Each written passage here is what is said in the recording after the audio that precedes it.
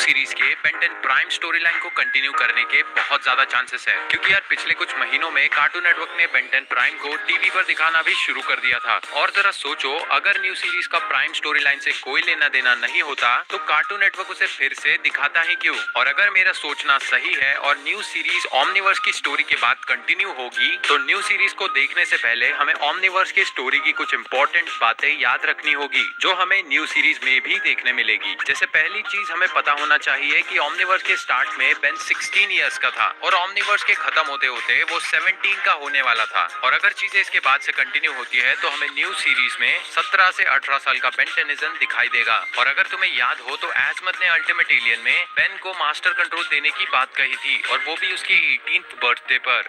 मुझे नहीं लगता आप मुझे वो मास्टर कंट्रोल देना चाहेंगे, है ना? वो मैं शायद तुम्हारे 18th बर्थडे पर दूंगा। तो हाँ यार, न्यू सीरीज में बेन हमें न्यू ओमनिट्रिक्स के मास्टर कंट्रोल के साथ भी दिखाई दे सकता है, जिसकी वजह से चीजें अब और भी इंटरेस्टिंग हो जाएगी। दूसरी चीज जो याद रखने वाली है वो ये है कि ओमनिवर्स के मेन विलेंस मैलवेयर और विलगैक्स अभी भी जिंदा है। इसके बावजूद कि बेन ने मैलवेयर सूट वाले विलगैक्स को विलगैक्स के ही शिप के कोर में फेंक दिया था, और इसका प्रूफ ओमनिवर्स में ही मौजूद है, जहाँ हमें छोटा सा टीजर दिखाया गया था कि ये दोनों विलेंस फ्यूचर में फिर से कमबैक करेंगे। तो न्यू सीरीज में मैलवेयर और विलगैक्स दोनों ही दिखाई दे सकते हैं।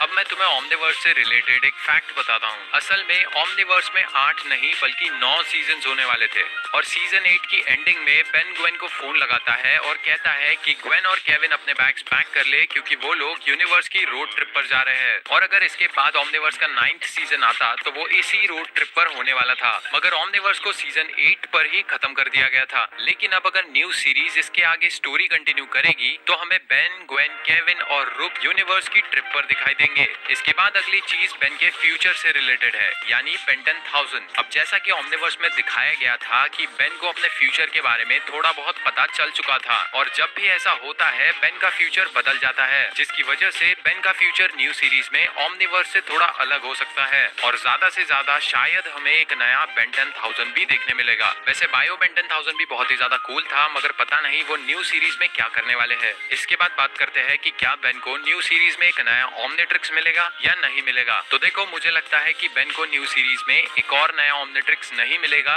क्योंकि भाई ओमनिवर्स में जो ओमनिट्रिक्स बेन के पास था वो खुद नया वाला ओमनिट्रिक्स था, और अभी तक बेन ने उसे पूरी तरह से समझा तक नहीं है, तो इसके चांसेस ना के बराबर है।